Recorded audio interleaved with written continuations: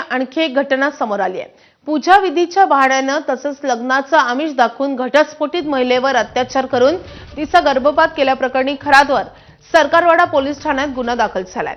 जे विवाह स्थळ आले त्याच्याशी सुखी संसार होईल का अशी विचारणा करण्यासाठी पीडित महिला 2013 मध्ये पहिल्यांदा खरातकडे गेली होती। त्याने सुखाचा संसार होईल असं सांगत ईशान्येश्वर मंदिरात जाऊन पूजा करण्यास सांगितलं।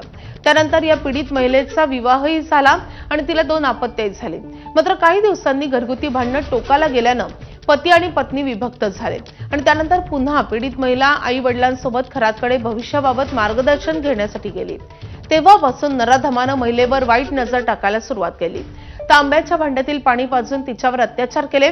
तुझा घटस्फोट लिखित होता, तू मागील जन्माची अप्सरा आहे, मी अवतारी पुरुष आहे, माझे 2 विवाह होणार आहेत, दुसरा विवाह तुझ्याशी होणार आहे असं सांगून त्याने पीडितेवर अत्याचार केला।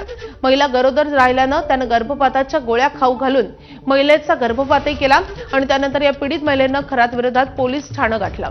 त्यामुळे भोंदूक अशोक खरातनं गोळ्या कुठून आणल्या, कोणता डॉक्टर आणि मेडिकल दुकानदार त्याचा नियमित संपर्कात होता, विशिष्ट डॉक्टरकडून गर्भपाताचं औषध तो घेत होता का, महिलांना कोणत्या डॉक्टरकडे पाठवत होता का याचा तपासही केला जाणार आहे। त्यामुळे आता खरातच्या संपर्कातील डॉक्टरही रडारवर येण्याची शक्यता आहे।